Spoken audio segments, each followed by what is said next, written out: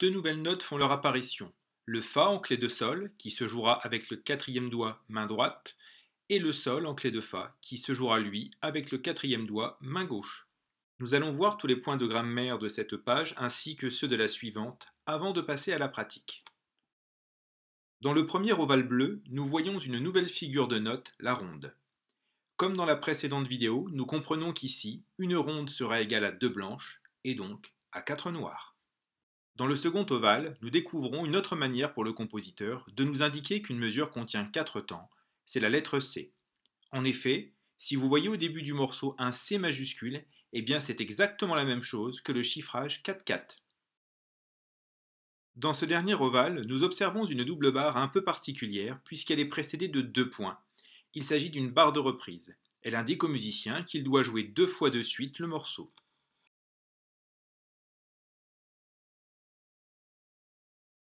Cette page, qui dans le livre fait face à celle que nous venons de voir, pas de nouvelles notes. Je vous laisse malgré tout le schéma que vous connaissez. Nous n'avions pas jusqu'à présent de son qui durait 3 temps. Voilà qui est réparé avec la blanche pointée. Comme l'indique le schéma, cette dernière est égale à la somme d'une blanche plus d'une noire.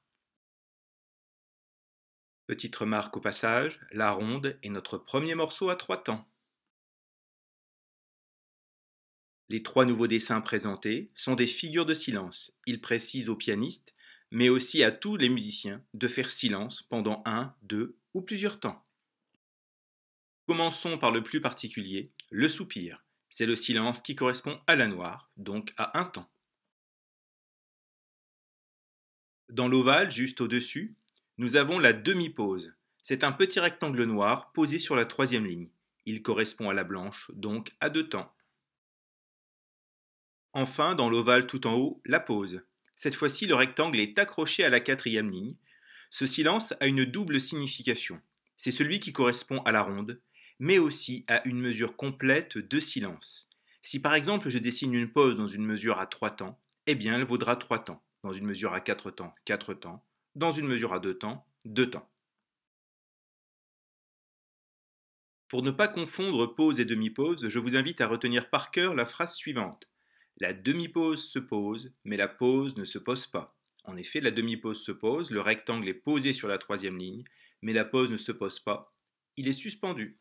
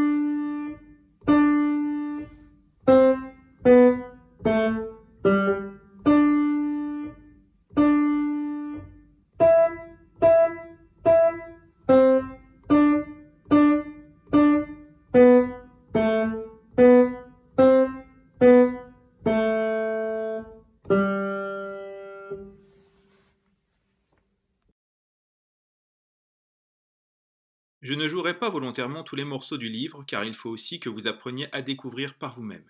C'est pourquoi les numéros 9, 11 et 13 des pages 12 et 13 ne sont pas enregistrés. Même chose pour la page 14 sous vos yeux.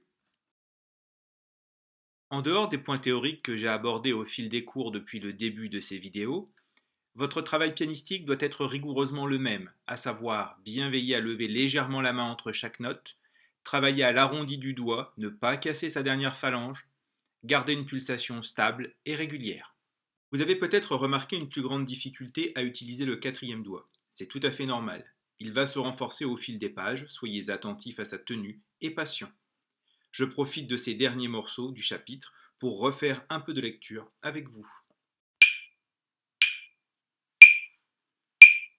Mi, mi, mi, ré, do, si, la, si, do, la, ré, mi,